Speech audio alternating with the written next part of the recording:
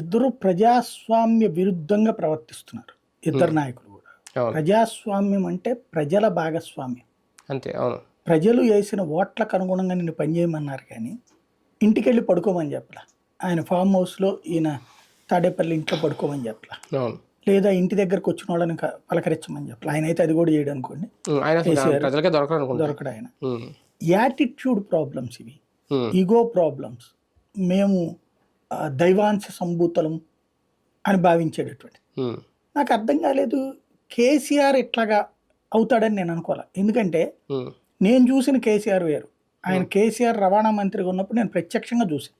అవును. నేను అప్పుడు సిటీ కేబుల్ ఉన్నప్పుడు తెలుగుదేశం పార్టీ తరఫున ఆయన రవాణా మంత్రి. అవును.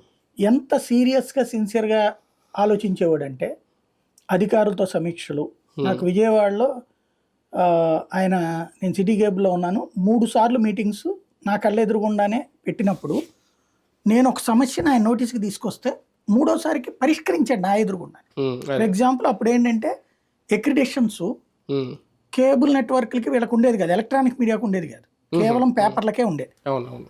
అప్పుడు ఎలక్ట్రానిక్ మీడియాకి కావాలని చెప్పి నేను మొట్టమొదటిసారి ఆయన అడిగా. రవాణా మంత్రి ఆయన, తమ్మినేని సీతారాం సమాచార శాఖ మంత్రి, ఇద్దరిని అడిగాను నేను. అడిగితే కేబుల్ అండి మేము సిటీ కేబుల్ న్యూస్ వాళ్ళు ఇది అంటే నెక్స్ట్ మేము ఇద్దరం కూర్చుంటాం. ఒకసారి ఈయన వచ్చినప్పుడు అడిగా, ఒకసారి